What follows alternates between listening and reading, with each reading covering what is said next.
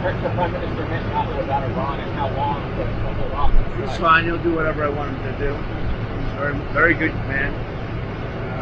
He'll do whatever I want him to do, and he's a great guy. To me, he's a great guy. Don't forget, he was a wartime prime minister, and he's not treated right in Israel, in my opinion. I'm right now at 99% in Israel. I could run for prime minister, so maybe after I do this, I'll go to Israel, run for prime minister. I had a poll this morning. I'm 99%, so that's good. But no, he's a wartime prime minister. I just don't think they treat him well. Mr. President, what do you think of Spencer I think they have a president over there that treats him very poorly. Has Mojtaba Khamenei finally succeeded where his father could not, consolidating power and changing Tehran's political trajectory in a way that his predecessor never managed to accomplish? Is President Trump effectively freezing Prime Minister Netanyahu out of the Iran peace negotiations, deliberately sidelining Israel from talks that Washington now controls? Has President Trump abandoned Netanyahu in the race to secure an Iran deal, even as Mojtaba Khamenei ascends and Tehran's political landscape shifts under new leadership? With trust reportedly depleted, is President Trump keeping Israel in the dark about clandestine discussions on Iran, leaving Israel uncertain about America's intentions and commitments? And as the United States prepares for the real possibility of military strikes against Iran, how are these secret negotiations and shifting leadership in Tehran shaping Washington's timetable and strategic choices?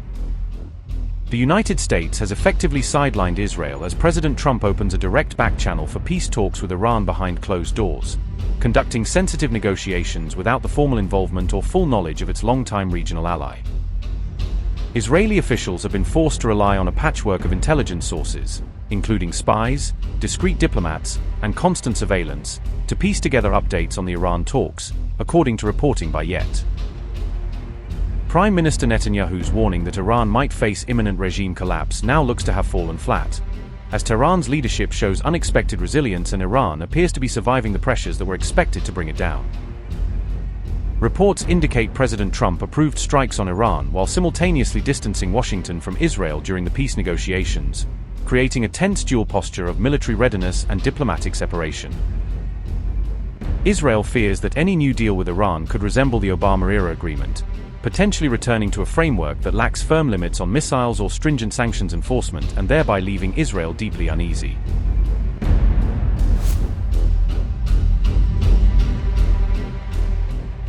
Reports say Iran's vast ballistic missile arsenal was largely absent from the formal negotiation agenda, a glaring omission that has alarmed Israeli officials who view long-range missiles as central to Tehran's threat profile.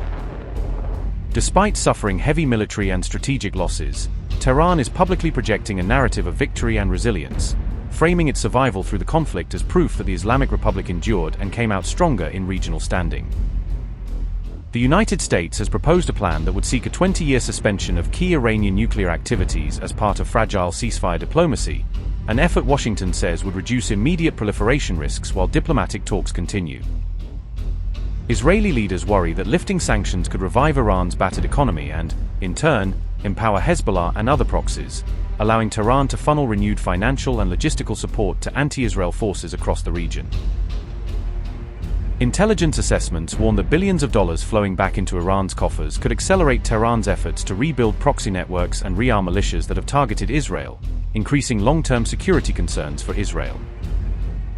During the Iran war, Israel's role reportedly shrank from a full war partner to what U.S. officials described as a subcontractor, with Washington taking primary control of strategic planning and operational coordination.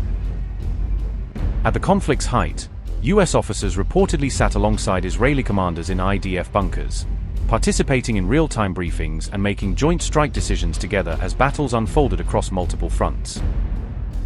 Trump administration officials allegedly insisted that Israel seek U.S. approval before launching any major operations against Iran, a demand that reshaped decision-making and operational autonomy for Israel's military planners. Israeli strikes on Tehran's oil facilities reportedly produced massive toxic smoke clouds and sparked international concern, incidents that also angered the White House and escalated diplomatic tensions between the allies. Following widespread damage across Tehran, the Trump administration publicly denied approving devastating Israeli attacks, distancing Washington from the strikes amid intense scrutiny and regional alarm.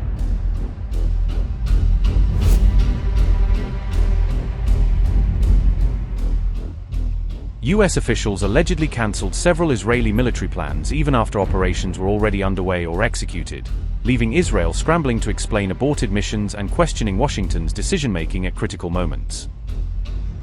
In a move to pressure Tehran into accepting ceasefire terms, Israel struck Iran's South Pars gas field, a high-stakes attack meant to hurt the regime's economic lifelines and force Iranian negotiators back to the table.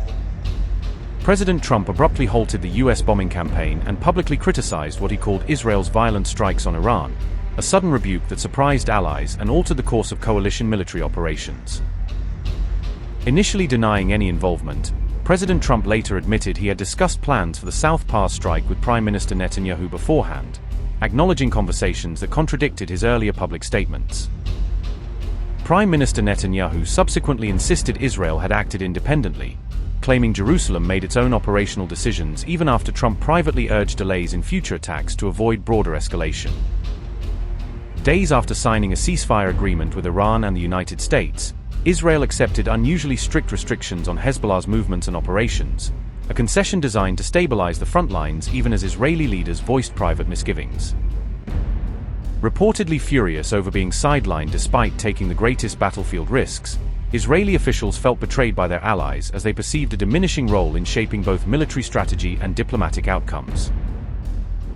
While excluded from key ceasefire negotiations, Israel allegedly carried out globally controversial missions that drew international condemnation, operations whose timing and targets fueled diplomatic tensions with Western partners.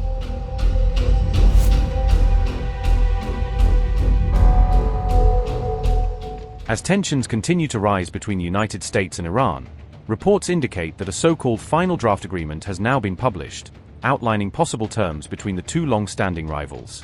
Saudi-based news outlet Al Arabiya has claimed that it obtained what it describes as the final draft of a potential agreement between Washington and Tehran, though the authenticity of the document has not been independently verified. The reported draft is said to have been facilitated through mediation efforts by Pakistan, as tensions between the United States and Iran continue to intensify across multiple regional flashpoints. According to the report, the draft agreement primarily focuses on establishing ceasefire conditions, offering potential sanctions relief, and promoting broader regional stability between the two adversaries. The document is said to include provisions calling for a complete halt to military operations on all sides, along with an end to what it describes as an escalating media and information war. Another reported clause emphasizes respect for Iran's sovereignty, while also calling for strict non-interference in the country's internal political and domestic affairs by external actors. The agreement also reportedly seeks to guarantee freedom of navigation across key maritime routes, including the Persian Gulf and the strategically vital Strait of Hormuz. The draft reportedly calls for an immediate, comprehensive, and unconditional ceasefire across all domains of conflict, including land, sea, and air operations without exception. Both sides are said to agree under the draft not to target any military installations, civilian populations, or critical economic infrastructure during the period of de-escalation. The proposed terms also include a complete end to active military operations, alongside a simultaneous halt to what is described as an ongoing media and propaganda war.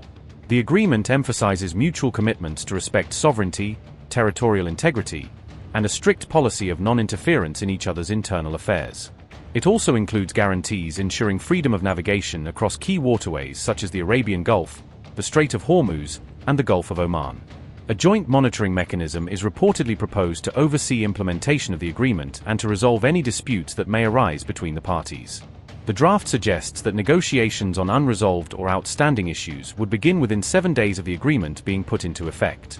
It also outlines a phased approach to lifting U.S. sanctions, conditional on Iran's continued compliance with the agreed terms.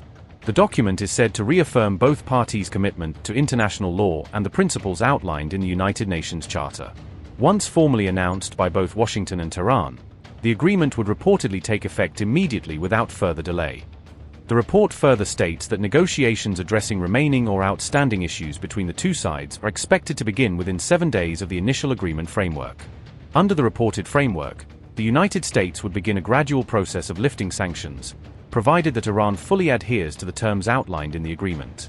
However, the draft reportedly does not contain any explicit references to Iran's nuclear program or its missile capabilities, raising questions about the scope of the proposed deal. According to reporting cited by the Times of Israel, there is no clause in the document addressing Iran's stockpile of uranium enriched to 60% levels. The reported draft also appears to omit any restrictions or limitations on Iran's ballistic missile program, despite its significance in previous negotiations. Additionally, the leaked document reportedly makes no reference to Iran's support for regional proxy groups, which has long been a central concern for U.S. policymakers. Al Arabiya also reports that the agreement could potentially be announced within hours, although it is still described as pending final approval from both sides. If finalized, the deal is expected to come into force immediately once it is formally and jointly announced by both the United States and Iran. As of now, neither Washington nor Tehran has made any official public announcement confirming the existence or finalization of such an agreement.